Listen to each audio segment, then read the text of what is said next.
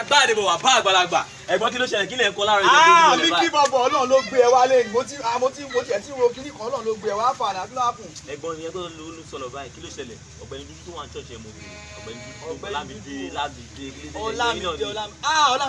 ojú àti ẹ̀gbọ́n yẹn kò sí Ọlámídé kan ló bá mi sùn sórí mò ń kàn fún orin tí lè bí nǹkan lọ ìfẹ́ Olúwa Adénúgbà èyí ni bẹ́ẹ̀ díẹ̀ mo dẹ̀ ń ṣe orin fún bẹ́ẹ̀ sẹ́yìn ẹ̀sìn. ẹgbẹ́ bọ́ máa gọ̀rọ̀ ayé lọ́dọ̀ ti wa ìfẹ́ Olúwa ni wà lọ sọ pé ìfẹ́ lọ́dọ̀ ti wa ó ti yé yín ẹ̀yà ẹ̀ gbọ́dọ̀ mi ìgbà tí mo lọ tọ̀ mo ṣẹ̀dí láti studio báyìí. sọ pé rọ ni ó yà fún mi ní inspiration fún mi jẹ́ kó rí wa jẹ́ kó rí wa. ìfẹ́ bí èjì òwúrọ̀ lágbàlá. ìfẹ́ báwo a ní orin bẹ́ẹ̀ dé ó kọrin ìfẹ́ báwo ló ń ṣe báyìí. kí lórúkọ ọ̀gbẹ́ni ọmọ yẹn kejì. Adénúgbà adé màṣẹ́rẹ́ gẹ́lẹ́ adégún kẹ̀kẹ́ o. ó ti yé mi ìwà àti adéṣẹ́pẹ́jọ́ tẹ́ ṣe collaboration. small doctor tí máa pélé kò sanwó mi. lọ́ba àwọn small doctor yẹn náà ni kò máa. kò sí èdè dáadáa oúnjẹ lẹ́ẹ̀ máa ń ṣe báyẹn kò sí èrè àwa lọ kò sí èrè àwa lọ. kò sẹ́ni tó lè mọ́kùn bí ọlọ́mọ o oúnjẹ wa lọ.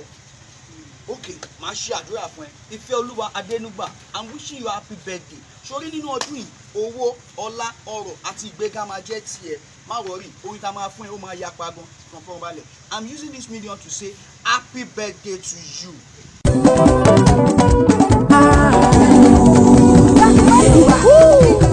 We wish you happy birthday.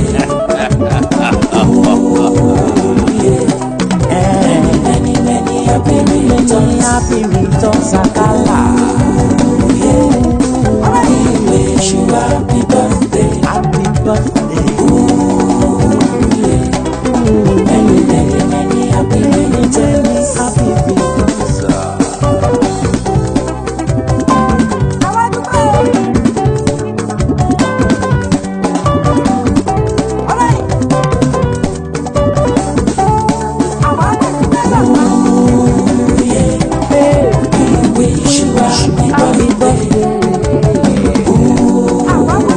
Ọlọ́lá mi bá ta many happy returns. We wish you happy birthday. happy birthday. Many happy returns.